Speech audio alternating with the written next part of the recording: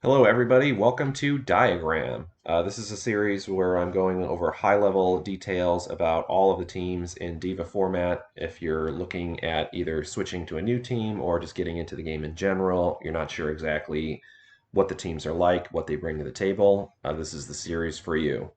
Diagram is difficult to talk about at a high level like this, mostly because the name of Diagram's game plan in general is just to be extremely versatile and adaptable to whatever the game state is.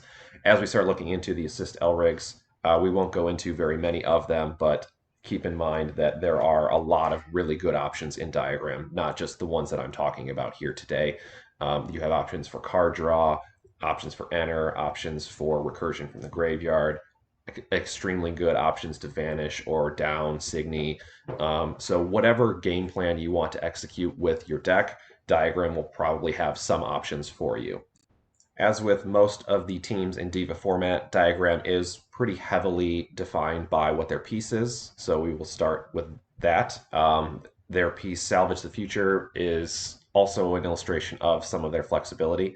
Basically, when you use it, whenever your Elrig attacks for that turn, you have a choice of either trashing the top 15 cards of your opponent's deck, which for the most part will pretty much always cause a refresh, which trashes a life cloth, so a damage. You also do have an option, though, to add up to 3 target Signy without a guard from your trash to your hand. So it's a little bit interesting in that already by the piece you're seeing some flexibility in terms of do you want to get the guaranteed damage now, which also by trashing the life cloth avoids a life burst, or do you want to set yourself up for another turn or two to fill your hand with really important Signy and potentially set yourself up for a game-winning combo on your next couple of turns?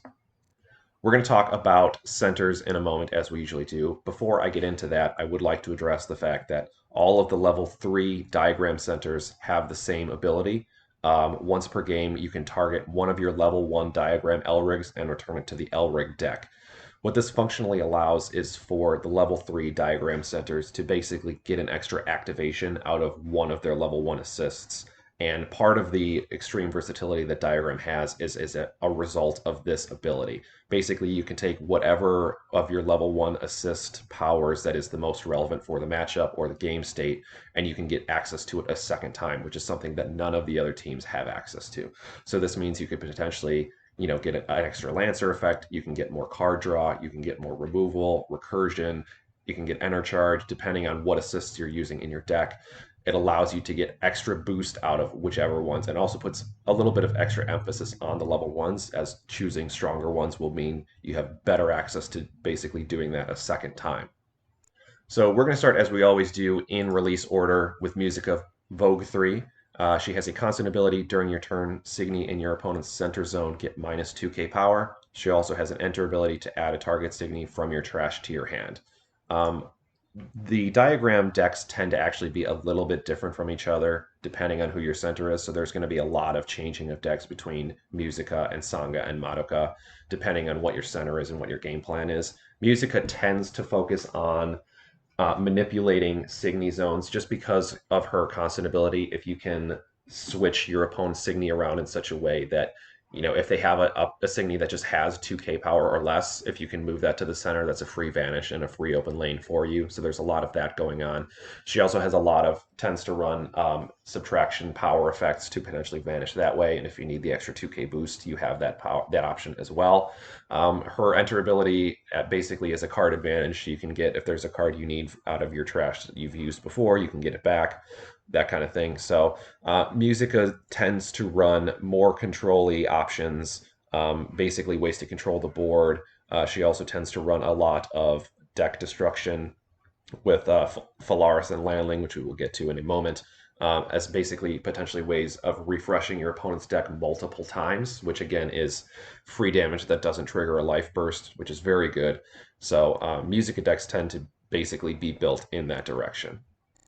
Next up is Madoka. She has a once per turn auto ability that whenever an opponent discards a card by your effect, you can choose to either draw a card or enter charge 1.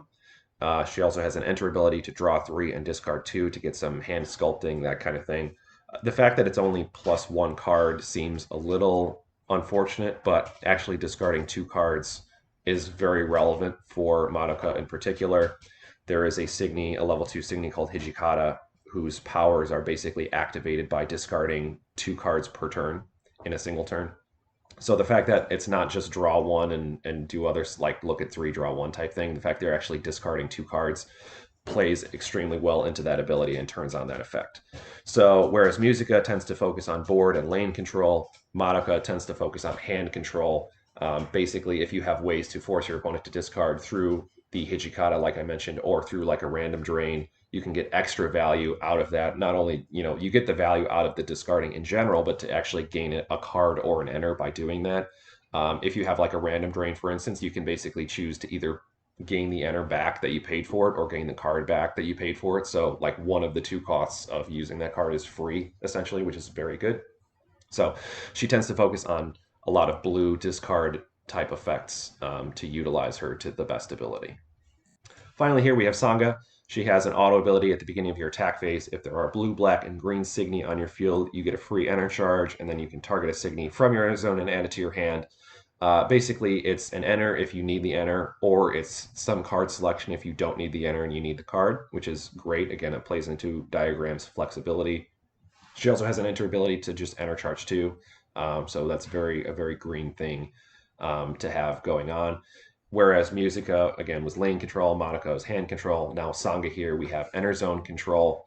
There are a few different green abilities that will pull cards from your enter zone and put them back into your hand, which Sangha has. What that basically allows for is a lot of recursion options. So as if you're playing Signy on your field and then they get vanished by your opponent, which is a pretty common occurrence, they go straight to enter zone. But if you have the ability to pull them from your enter zone back to your hand, you can potentially use those pieces over and over and over again. And that's again where some of the versatility just in green and the sort of the concept of regrowth comes from. The downside of this is that you need blue, black, and green Signy on your field, so it's very color intensive. Sangha has a lot of color requirements that go along with her deck, so it's a little bit more difficult to pilot and try to get the most out of it, especially given how strong Madoka and Musica both are for their respective themes. Sangha seems like probably the redheaded stepchild of the three. I feel like we'll probably see a lot less of her in the center as she comes out, partially also because she has 2 extremely good assists, which we will get to in a moment.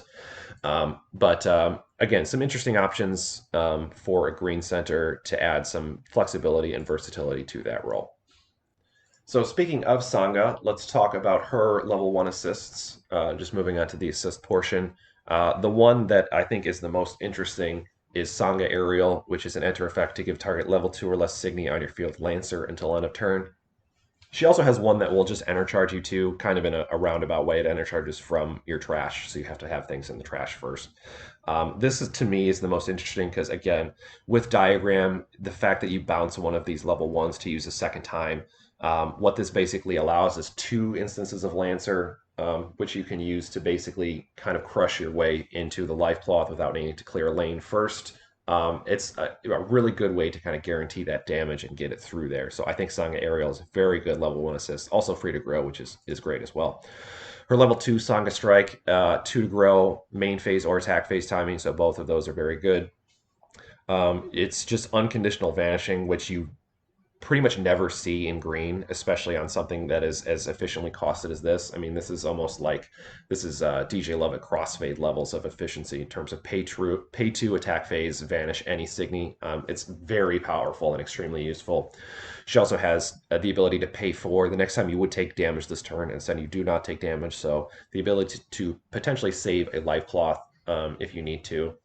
That effect is less important, but the fact that you're paying 2 on an attack phase to clear a lane, to save a damage and also open a lane for your next attack, very powerful. And part of the reason why I don't expect to see a lot of Sangha centers because her level 1 and her level 2 assists are both very good. Moving on to Madoka assists, her common level 1 is Madoka Float, which is discard a card and draw 3. There's a lot of Diagram abilities that play off of the trash and having cards in there. So not only is it card selection and filtering, it is also powering up your trash in a way that you can potentially, recur those cards later if you need to. So this is one that you probably won't see used very often on the diagram once per game, but having that option is still good to have if your opponent is very heavy into discard and your hand is low, that type of thing. If you need to refill, if you're digging, especially for like a servant, if you really need a guard in a situation, you have that option as well. Her most common level 2 is Madoka Clap. Pay 2, attack phase, timing to down target Signy on your opponent's field. You can discard 2 cards to do that again, and then pay 3 enter to do that a third time. So if you have 5 enter and 2 cards in hand you don't need, which you probably will just because Madoka tends to fill your hand a lot, basically you can prevent 3 potential damage coming in from your opponent, or whatever configuration if there's only 2 lanes open, that sort of thing. So relatively powerful. Basically kind of gives you a turn reprieve, especially if you can maximize this and you have a guard, you can basically go through an entire turn with just this card and a servant and basically take no damage, which that's extremely powerful. And then, of course, finally, we have Musica. Musica Dolphin is probably her most used level 1 assist. You put the top 2 cards of your deck in your trash, then add up to 2 target non-colorless Signy from your trash that do not share a color into your hand. So it's a really long way of saying draw 2, as long as they're in your trash and they don't share a color. So this is kind of where partially the Madoka level 1 assist comes into play, is to fill your trash. You can just get that back with Dolphin or whatever enter costs you've been using throughout the game, or whatever discard effects you have going on. The ability to recur those cards back into your hand is really great as well. So similarly to Madoka, this is one assist you probably won't see super often to be utilized with the once per game, but the fact that you can recur them from a trash, extremely good if you manage to go into late game without using your level 2 assist. If you have that option, you can potentially see that coming back. The most common level 2 Musica is Musica Splits. Attack phase timing, it's 1 to grow. Target Signy in your opponent's field gets minus 10k power, so that'll pretty much always vanish something on their field. You can pay 4 enter to give another target Signy minus 8k power. It's a cheap removal option to clear a lane. The hardest part about this is that there's a lot of level 3 Signy that this does not hit, that are very important. So that's a little bit unfortunate. But it does only cost 1 to grow, and it does potentially clear 1 or 2 lanes. So it's a good option to do both of those things. It's hard to talk about Signy in Diagram just because a lot of their deck choices are so different. Because Madoka is typically very blue and discard focused. Musica is obviously very black, lane control focused. Sangha wants all 3 colors. But there are a few Signy that I think go well into any diagram regardless. One of them being Lanling, which is the sort of diagram themed Signy. She has her auto ability if your team is diagram, that whenever she attacks, you put the top 5 cards of your opponent's deck into their trash. That plays along with Salvage the Future as well. Basically, using those 2 cards, you can really churn through your opponent's deck and potentially get multiple refreshes per game out of it. She also has an Enter ability to pay a black that a target Signy on your opponent's field gets minus 5k power. If you have 20 or more cards in your trash, it's 10k instead. So again, this kind of goes into some of the discard theme the diagram wants to fill their own trash, that you can potentially come in, pay 1 black enter and vanish something, basically like a double Lancelot. Lancelot only hits 5k, but Lanling you can potentially hit 10k if you have enough cards in your trash. So the fact that this can mill, which is potentially a victory condition by getting what is essentially a free crush in your opponent's life cloth. It's a removal option as well. And it basically kind of fits into a lot of the things that Diagrams wants to do anyway. I think Landling is a great choice in pretty much any Diagram deck. The last Signy I want to talk about for Diagram is Phalaris. She has a harmony of 2 Elrigs. Basically what that means is Phalaris will enter downed unless you specifically down 2 upped Elrigs on your field. Basically, that means that you can only play 1 of these per turn, because her relevant text is that whenever she vanishes a Signy on your opponent's field through battle, you put the top 10 cards of their deck into their trash. So this, combined with Salvage and with Landling, basically is almost like turbo mill strategy to try to force your opponent into multiple refreshes per game. The reason you do that is basically to try to get extra life cloth trashes. Again, it doesn't trigger life burst, so if you can do it through a deck refresh, that's a very efficient and safe way to cause damage. Um, Phalaris is also interesting because she wants to be in lanes that basically have Signy parked in them. So usually a lot of times you want to open lanes as many as possible, but if you're in a situation where you can't open a lane, for example, just because you don't have the resources to do so, you can play Phalaris.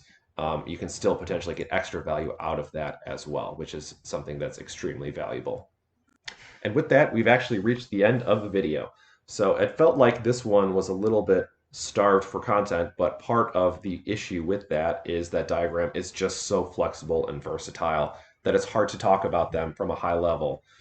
So many of the things that they're doing are specific to whatever build you want to do, and it's hard to talk about, what if you wanted to build a freeze Madoka strategy. Even a freeze Madoka strategy is going to look different than a discard heavy Madoka strategy. So even if you're using the same centers and assists, the deck itself can look extremely different depending on what you're trying to do.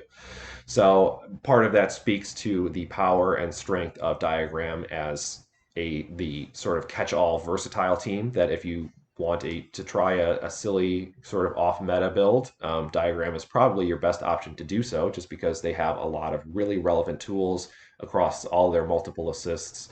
The fact that you can use their level 1 assists multiple times per game also adds to that versatility as well. So thank you for watching, and again, if you have any comments, questions, concerns, that sort of thing, leave them below, and I'll see you in the next one.